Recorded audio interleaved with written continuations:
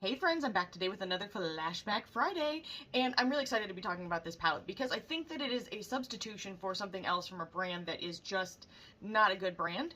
But the brand that we are talking about today that is a good brand is Glamlite Cosmetics, and the palette that I'm talking about is from the Scooby-Doo collection, which this is a little bit older, obviously, but whatever, and this is the Ruh-Roh Raggy palette. I feel like it's 1000% on point for what this is, and I think that this was a great collection.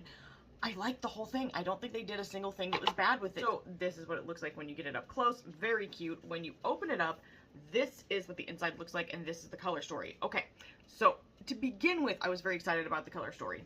I just was like, ooh, look at the shift, look at the shine, look at the color story. But then, and this, I noticed this a long time ago, and I might have even brought it up a long time ago, and if I have that video posted, I'm really sorry because I need to take it down.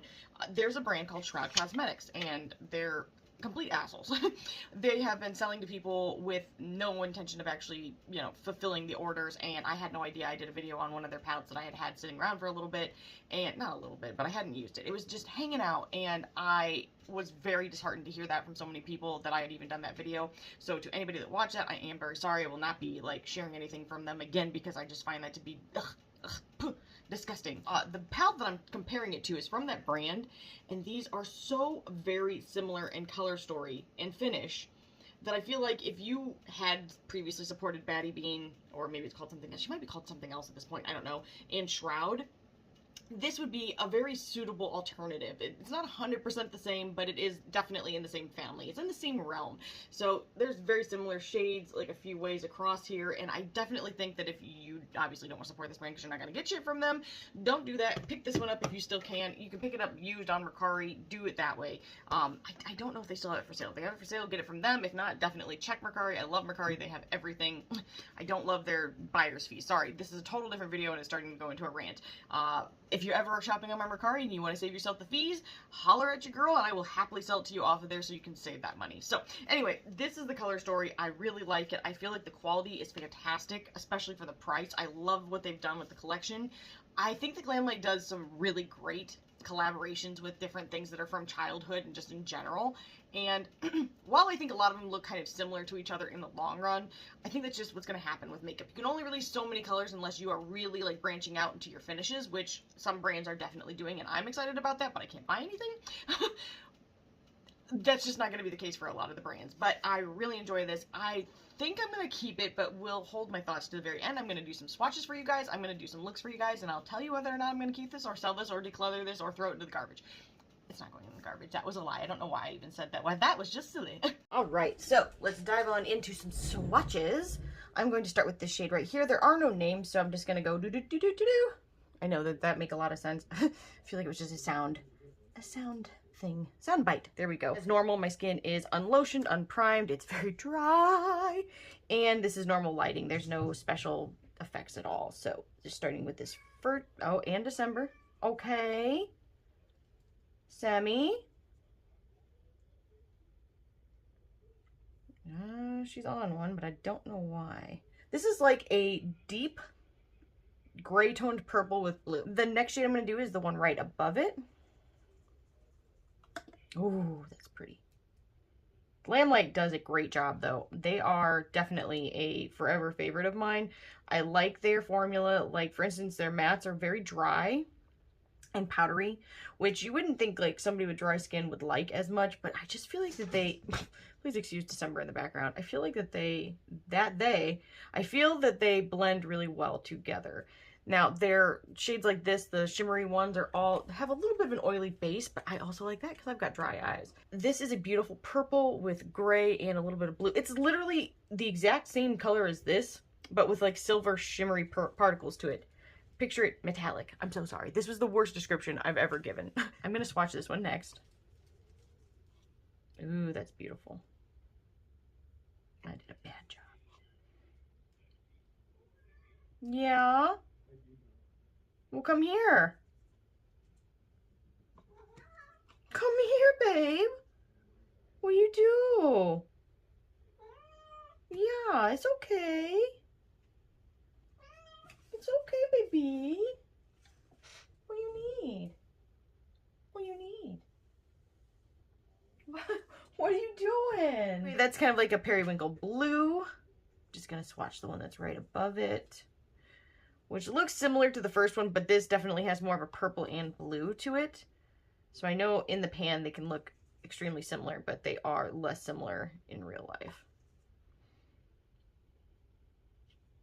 Oh yeah, that is stunning. I love it. We're gonna go into this shadow next. Ooh, I love that color. It's like a dirty lime. Dirty chartreuse. A more green dirty chartreuse. I'm sorry, these are the strangest descriptions of color ever. Gonna swatch the shadow above it now.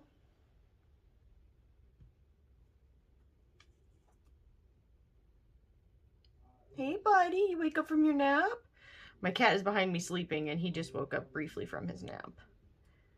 He's so funny. He'll like he'll lick his little lips super loud. He'll be like whenever he gets up from a nap. It pretty much cracks me up. That is a really beautiful kind of greenish yellow and I really like it. Go into this shadow next. I didn't pick up very much.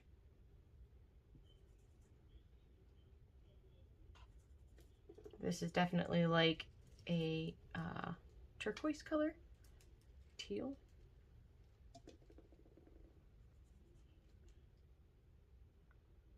Very nice color.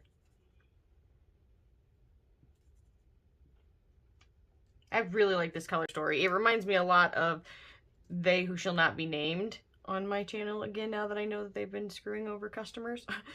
Reminds me of the It's Frickin' Bad's palette, which I actually, like, I don't know if anybody else feels like this. Would anybody else love to hear Baddie Bean's opinion on what is going on with that brand? Because I would be really curious to hear her thoughts on it. Not that, you know, she can control what somebody else does with their brand, but I'd be very interested to know her thoughts. Maybe she's spoken about it at some point. If she has, let me know, because I would like to see what she had to say about it. I just can't understand ghosting your customers. I don't get it. Okay. That is a beautiful green. Has a little bit of blue to it as well. Very metallic, really pretty. And then gonna go right down to the last matte in the palette. Ooh. That's actually different than I thought it was. It's almost like a black-based green with a hint of blue to it as well. Whoa, I like that a lot. My finger will always be stained, possibly, though. And then going into the last metallic in the palette. Oh my god, this color is... That's a Christmas color right there. I should be using this, like, legitimately Christmas Eve. Wear that, baby. Woo! That is a beautiful, sparkly, deep green blue. I am obsessed with that. And this is the whole Ruh-Roh Raggy palette. Scooby-Doo. Glamlite. I will include swatches in different lighting situations for you guys to see as well.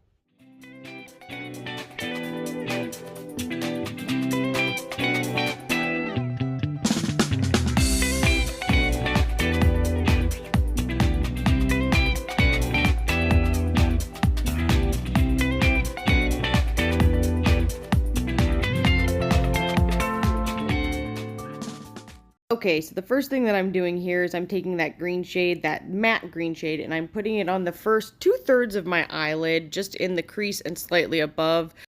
And then once I'm done with that, I'm going to move to the under, and I'm only going to do about halfway over into the eye with that kind of dirty green shade. Okay, so here I'm taking the darkest shade in the palette, and I am just going to be working that into my outer V. Now, I'm not being precise with this at all, because I'm actually going to do all the blending in the next part.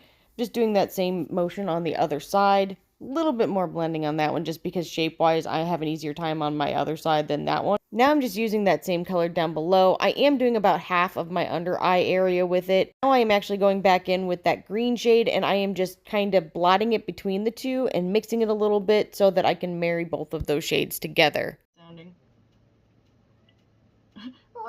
That's what he sounded like. That's hilarious. Hi, buddy. Hi, baby. How are you? He's not well, apparently. Well, tell us. Oh my gosh, I love him. He is like the best thing ever in life. So the next thing that I'm doing is I'm taking that greenish yellow, very sparkly metallic shade, and I'm placing it all over my eye. And then I'm going to take a little bit of it and go underneath my lash line as well. And here I am using that same shadow, but I wanted to apply it with just a brush. There is no eye primer. I just wanted to see the difference between using my finger and using the brush. Once I'm done with the top, I will take it and do my lower lash line area with it as well, just to give you guys an idea of application. I'm just blending the excess on that deeper colored brush and just blending out. Now I'm going to be going into that last deepest shade that is metallic in the palette, and I'm putting it into my outer V, just a little bit over, kind of melding the two colors, and then I'm going to do the same on the other eye. Then I'm going to take the same and go just down below, about almost halfway through. And then because I'm extra, I'm going to take that shadow and I'm going to put it between the deep shadow and the lighter green and kind of mix those two together as a little pop of color. Okay, I'm back. I have my liner on, I have my mascara on, I'm feeling a lot better about my life right now, and I really like this palette. I just think it's got a little something. Glamlite does a good job. They just are on to something.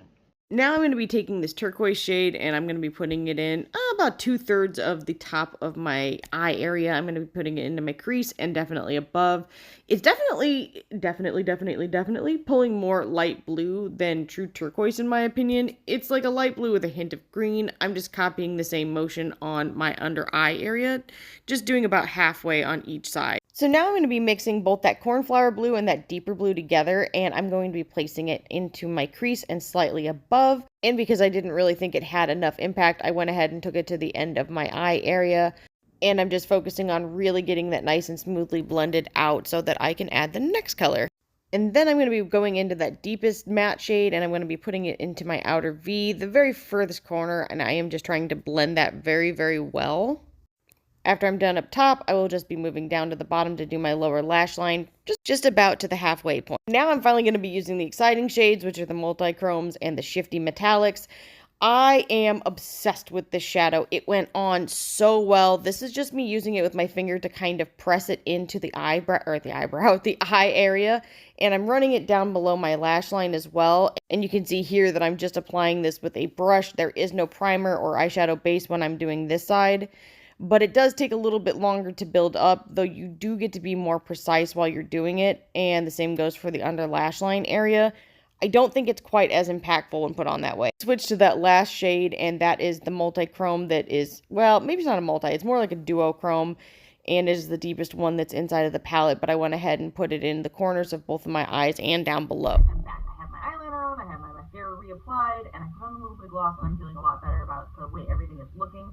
This palette's fantastic. This palette is just like everything good in the world, and because it is so similar to that other color story from the brand that I'm never going to support again, I don't think I can get rid of it. I really enjoy it. I like the colors that are in it. I like the finishes that are in it. I think the performance is great.